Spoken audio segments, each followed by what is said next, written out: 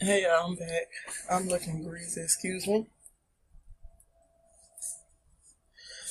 It's hot, I got all the windows open. Anyway, it's raining here. It's been raining for the past couple of days. I'm going to do a couple of videos because there's so much that's hitting, bing, in my brain. And I'm suffering with sinuses. All the advice I give out about what to take and what to do, it never tastes the same to me. So, I'm gonna have to go in there and make me some onion and garlic. Add a little lemon grass. Because I'm suffering. But anyway, this is for y'all. Not about me. So sit back. This is part 4. The Oklahoma Supreme Court strikes down the new ordinance, opening the way for the residents of Greenwood to rebuild.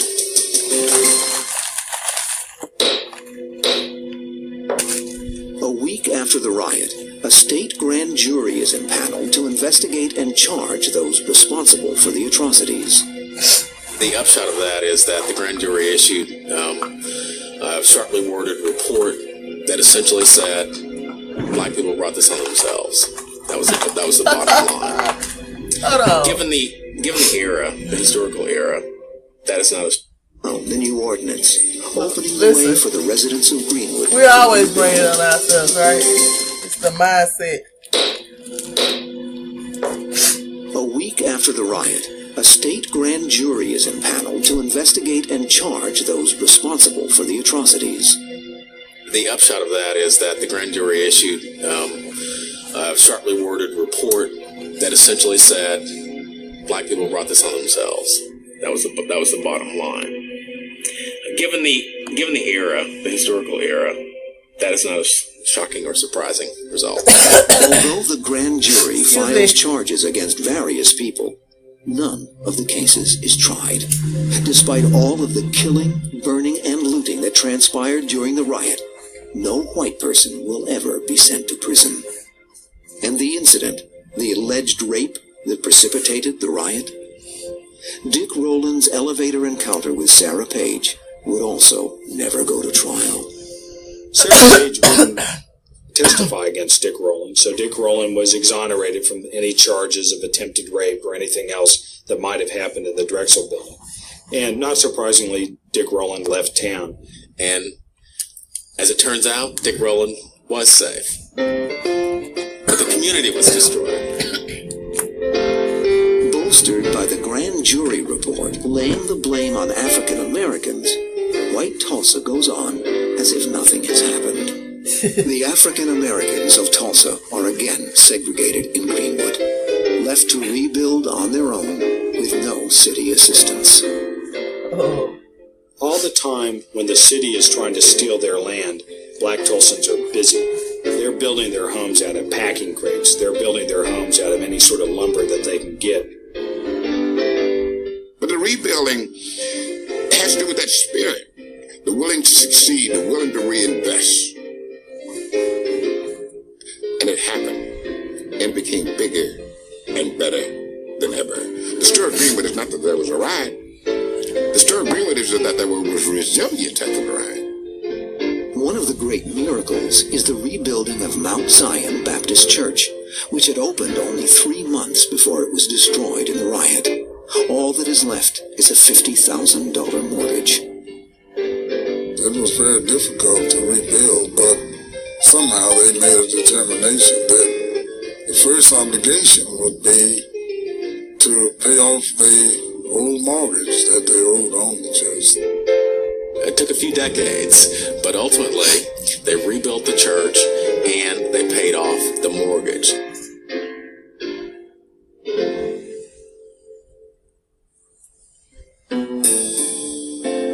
The Tulsa race riot of 1921 devastates all of Greenwood, but it does not destroy the dreams or spirit of its residents. Though there is little help from outside, the district is reborn as a dynamic African-American community for a while. Even though Greenwood rebuilt itself and really had another heyday in the 1930s and the 1940s, deep Greenwood, the commercial district, would not last. And there are different reasons for it. One, of course, is desegregation. And once black Tulsans were allowed to shop in other neighborhoods, they often did. And once that captive market was dispersed into the broader market at large, they couldn't survive. They were not economies of scale that would permit them to achieve what they had. Okay. And this is why I was thinking about it.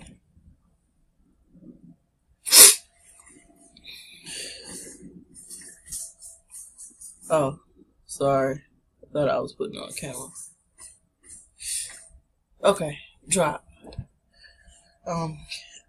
And I was on your last video and I was about to go to sleep. So I was telling you about Starbucks and the fact that they support free prison labor. And it's just weird how this stuff comes together. Because I don't know why I was thinking about Tulsa. Man, it was so captivating. But this is how they failed. Once it was time to rebuild. And I want to share with you all that I went down to New Orleans after the storm to help rebuild. I don't know how I ended up there. Something just called me. But, I went. The reason why it's not the same, I'm going to deal with one thing at a time. Tulsa. The reason why they had become so successful is because they kept their money in the community. Now, we today, and I saw a chart, I'm not going to dig for it, y'all can dig for it, that showed that our dollars stay in our community a matter of hours. Where you have other races, and we're going to use the proper term. Us, son of man, mankind, we don't keep our money in our community. In a matter of hours, it's out. But human, everybody else, the people that came from us, sometimes their dollars stay in their community 30 days. And we see them and we blame everybody else except for ourselves on how other people from other countries, from everywhere, can come in and be successful, of course with the assistance of the United States government. The same people that have been warring with you since the 1600s. And that's at the least, that's what we know. That's what I know. So, when we talk about these companies and they support free prison labor, we can't. It was 3 comments and all of us laughed because we all know that Starbucks is good. I'm not a big coffee person, but what I used to love was their cheese, Danish. It was so good. When I started buying that, that's what I would go for, that Danish. And once I learned that they support free prison labor, I made a decision not to support that. Why? For one, just because we are not currently on that side of the card table, the chess board, okay? That does not mean that we won't end up there. And when you're in there, and I know this personally, because like I said, someone close to me, I have so many people that I know that ended up in the prison system. So, number one, you go in and then they're forcing you into a situation where you have little to no options to work. And a lot of people choose the kitchen because, of course, you can hook people up and eat more if that's your thing. Depending on your thing, they'll tell you, well, you could work and get your time served since you're not getting paid. And then on the other side of getting out, they don't give you a time served. They know you can't afford a lawyer to fight for your time served. In Texas and Louisiana are states run by the offspring, the ancestors, the generations after our oppressors. Our ancestors' oppressors. Y'all got me. Okay, so you're feeding into that same, what do you call it? Illusion of seclusion. Because it could be you. And like I said, on the other side, when you get out, you can't get your time served unless you, for Texas and Louisiana, move to another state and get a lawyer. Then now you're not in a position to do none of the above. And they're hoping that you'll mess up again so they can get some more free labor out of you. And the reason why the prisons are full of us is because when it's time to stand up for something, and this is love, people. I'm looking at my minutes. When it's time to stand up for something, we tend to not have that same zeal because we're not in the situation. And a lot of us have or haven't been there, you know. Me personally, I never liked good guys. So, I don't know a lot of people that was just doing the right thing, but keeping it real, it is what it is. We have to stand together, and if it's just for something as small as not going for that Frappuccino, let's do it, because the illusion of seclusion still leaks into the little things.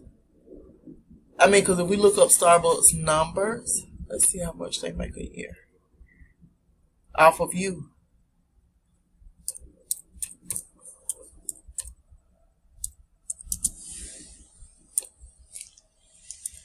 Because everybody I know that looks like me, they're addicted to it. That's what made me not even want to try the coffee.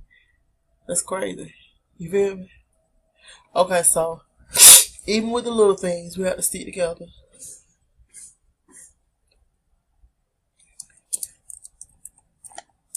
That's your brother behind those prison bars, working, thinking he can get out and start a new life, but then he can't because they won't let him.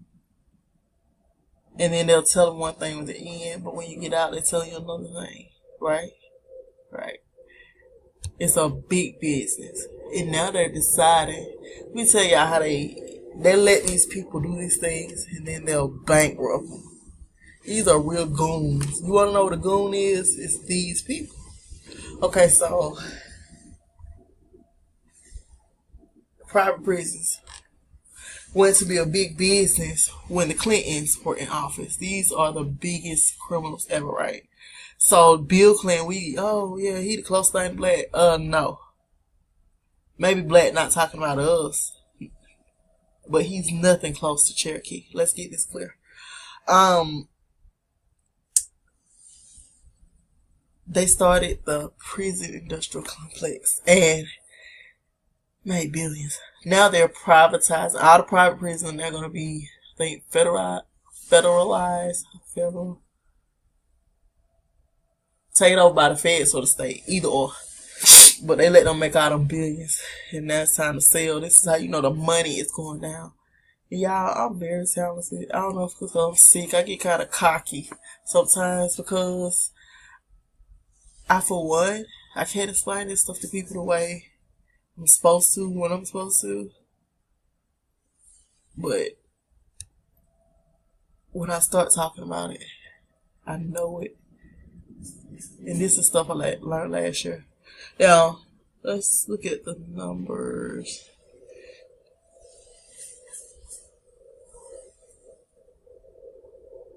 We want whole charts, you know. Man, look at this.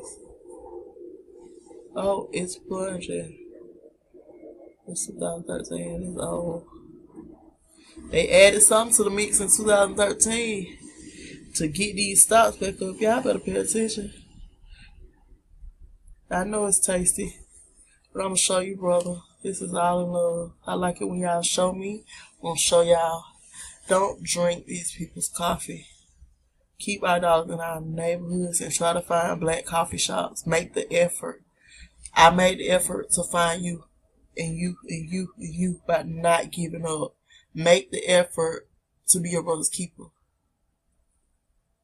And this is woman 101. that men and women are different. We feel, act, look different.